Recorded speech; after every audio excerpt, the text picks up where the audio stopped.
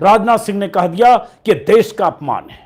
और बाकी नेताओं के बयान में सामने स्क्रीन पर, हालांकि आज तक पर ग्राफिक्स देख रहा था, आज तक के हवाले से सिर्फ ग्राफिक के नजरिए से, लेकिन ये आप जानते होंगे।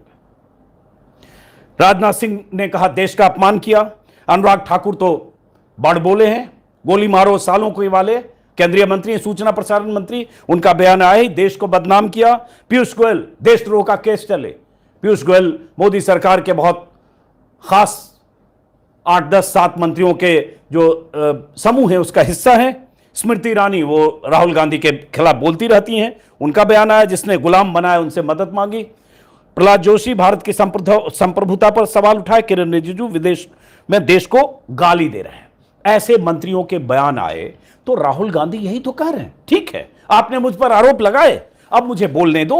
और राहुल गांधी के बयान को आज जो राहुल गांधी ने कहा, जिसमें फिर राहुल गांधी ने वही सारे सवाल उठाए, और वही सारे सवाल हैं जिन सवालों से सरकार बचना चाह रही है, बहुत मुश्किल से बचकर निकलने की कोशिश कर रही है। वो सवाल क्या है? राहुल गांधी ने फिर दोहरा दिया कि पीएम मोदी से अडानी का रिश्ता क्या है। ऑस्ट्रेलिया में प्रधानमंत्री मोदी एसबीआई के चेयरमैन के साथ बैठकर अडानी की मौजूदगी में कौन सी डील कर रहे थे? बांग्लादेश और श्रीलंका में कैसे ठेके मिले या पावर प्रोजेक्ट मिला? इस पर मैं पहले भी विस्तार से वीडियो बना चुका हूं वाशिंगटन पोस्ट के हवाले से। ये अडानी को बॉम्बे समेत सारे एयरपोर्ट कैसे दिए गए? यही सारे सवाल। शेल कंपनियों में किसके पैसे लगे हैं? वो शेल कंपनियां जो मॉरिशस से ऑपरेट होती है उसमें किसके पैसे हैं? और वो पैसे अगर भारत में आ रहे हैं या अडानी में इन्वेस्ट हो रहे हैं तो वो किसके हैं? और उन पैसों से अडानी का क्या रिश्ता है?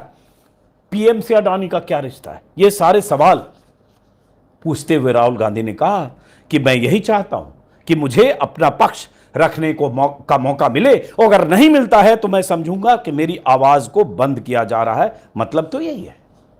लेकिन यहां विपक्ष को ईडी के जरिए, सीबीआई के जरिए दबोचने में जुटी सरकार, तेजस्वी यादव, लालू यादव के पीछे पड़ी सरकार, सिसोदिया को जेल में भेज चुकी सरकार, केसीआर की बेटी के कविता को जेल में भेजने पर जुटी सरकार, और विपक्ष के कई नेताओं की घेराबंदी करने में जुटी सरकार। सरकार इसलिए बोल रहा हूं कि वो एजेंसियां सरकारी तोता है, सरकार ही तय करती है, एजेंसियां सिर्फ पपेट की तरह काम करती है। सुप्रीम कोर्ट कभी सीबीआई को सरकारी तोता कह चुका है, लेकिन यहां बात उससे बहुत आगे की जा चुकी है। चाहे झारखंड की सरकार हो या ममता बनर्जी की सरकार हो, हर जगह घेराबंदी एजेंसियां कर रही हैं और उसी शिकंजे को मजबूत करने की कोशिश करते हुए डरा रही है। लेकिन विपक्ष इस तरह से एकजुट होकर बाहर, धरना प्रदर्शन, नारेबाजी। और अब बात मोदी जी के उस बयान की। अगर कहते हैं, जैसे आज ही मैं देख रहा हूं कि